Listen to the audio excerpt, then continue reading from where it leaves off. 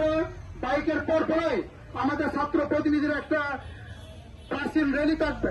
তারপর আমাদের দায়িত্বশীল যারা ব্যানার থাকবে, ব্যানারের পর আরেকটা প্রাচীন র্যালি থাকবে, সারিবদ্ধ থাকবে। তারপর আমাদের বিক্ষিপ্ত মিছিল শুরু হবে ইনশাআল্লাহ।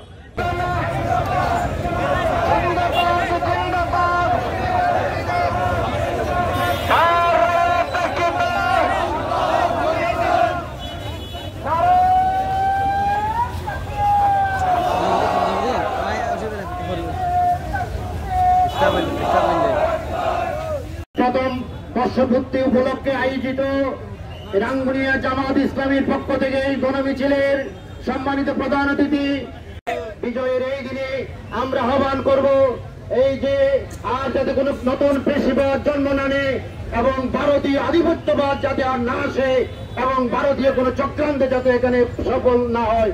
এবং আমাদের সবচেয়ে বড় প্রয়োজন হচ্ছে এই দেশ এবং জাতি ঐক্যবদ্ধভাবে এই পেশিবাদের বিরুদ্ধে আমাকে এগিয়ে যেতে হবে। কিছুতেই ওই ঐক্যবদ্ধতা বিনষ্ট হতে দেব না। এই জাতিকে ঐক্যবদ্ধ হতে হবে। ঐক্যবদ্ধভাবে সামনে নতুন বাংলাদেশ বিনির্মাণে আমরা সবাই এগিয়ে আসবো।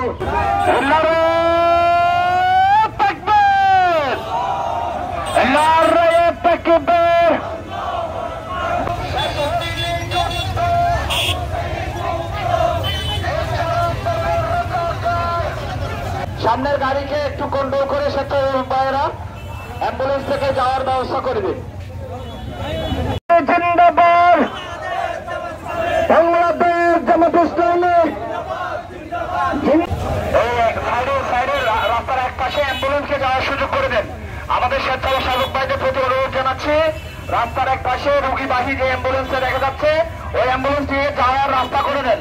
ওই অ্যাম্বুলেন্স থেকে যাওয়ার রাস্তা করে দেন।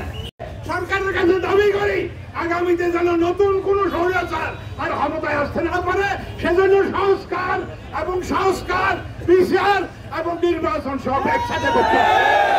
আমরা সকলে এখন গণমিছিলের আমরা শুরু করছি।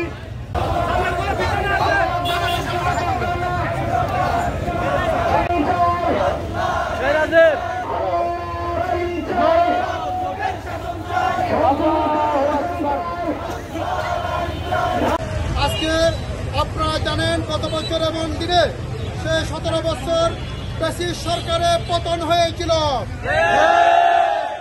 পতনের শুকরানা স্বরূপ বাংলাদেশ জামাত ইসলামীর বিশাল গণমিছিলের কার্যক্রম আমরা শুরু করবো ইনশাআল্লাহ।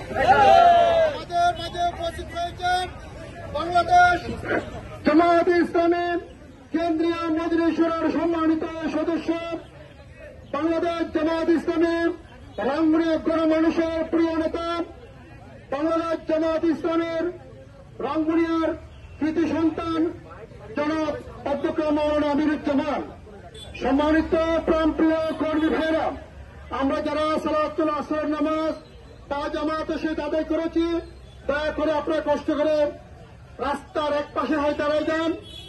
কিছুক্ষণের মধ্যে আমরা আমাদের মিছিলের কার্যক্রম শুরু করব ইনশাআল্লাহ।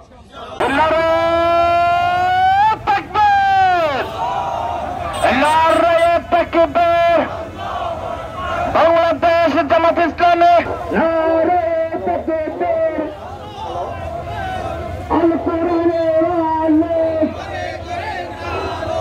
মানুষ মা বোন দলমত নির্বিশেষে সকল বর্ষের মানুষের এক বৈপ্লবিক ভূমিকার কারণে স্বৈরাচারের পতন ঘটিয়ে বাংলাদেশকে উন্মুক্ত করা হয়েছে।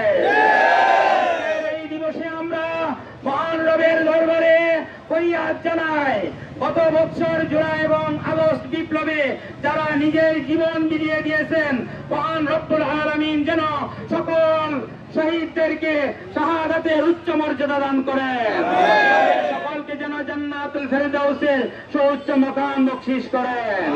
গত জুলাই আগস্ট বিপ্লবে যারা আহত হয়েছেন, এখনো পর্যন্ত যারা বিভিন্ন হাসপাতালে মৃত্যুর সাথে লড়াই করে বেঁচে আছেন, সকল আহত ভাইদের আশু সুস্থতা কামনা করছি। আল্লাহ তাআলা যেন সকলকে সুস্থতা নিয়ামত দান করেন।